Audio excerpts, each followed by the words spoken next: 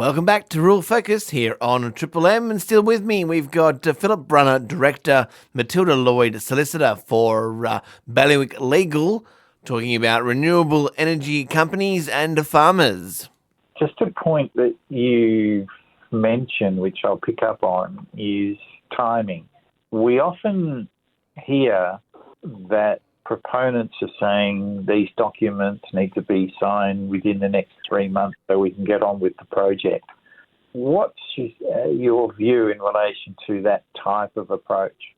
Well, first of all, it's not to rush. I think landowners sometimes do feel pressure to get an agreement signed quickly and to get things progressing. And I understand that, desire to, sign a document, let's get going. But like I said, it's really important that, you understand what you're signing, how it will impact your business, your land. And due to the nature of the agreements, the length of them, it is really important that you sign an agreement that you're happy with that's going to protect you to the best possible, in the best possible way it can. And so there is the urge to, essentially sign a document. But in the back of your mind, you also have to take into account, okay, well, where is the proponent in that timeline? Are they still in that initial engagement phase? Have they done any surveys? As I said at the beginning, surveys and wind monitoring can actually occur in a sort of a licensed environment and can be done before any sort of lease agreement is entered into. And so that can occur anywhere from 3 to 5 years, sometimes longer. Once a proponent has that information, then that will give them some certainty as to whether or not the project can proceed, whether or not the area that they're looking at is viable, or whether they have to shift and actually do some testing in another area.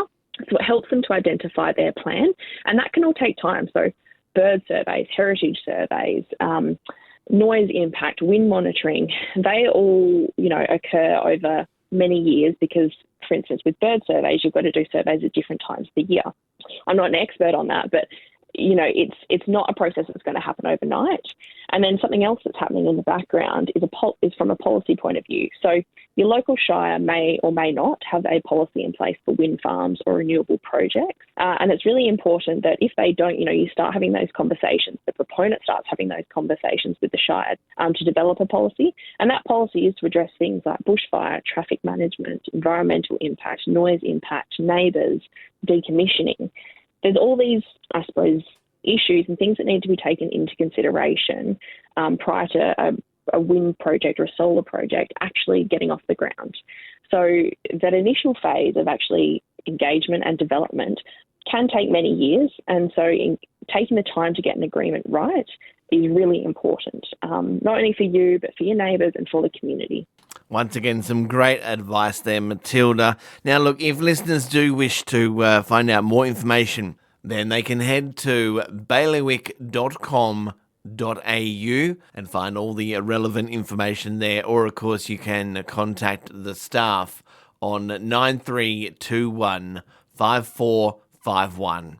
Thank you so much for joining me this morning, Philip and Matilda.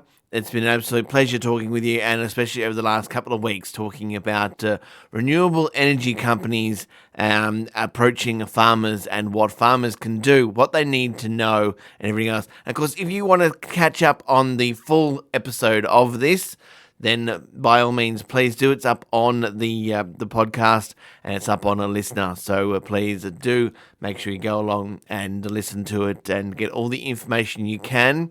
And prepare yourselves because, well, renewable energy companies are knocking on the door. You're listening to Rural Focus here on Triple M.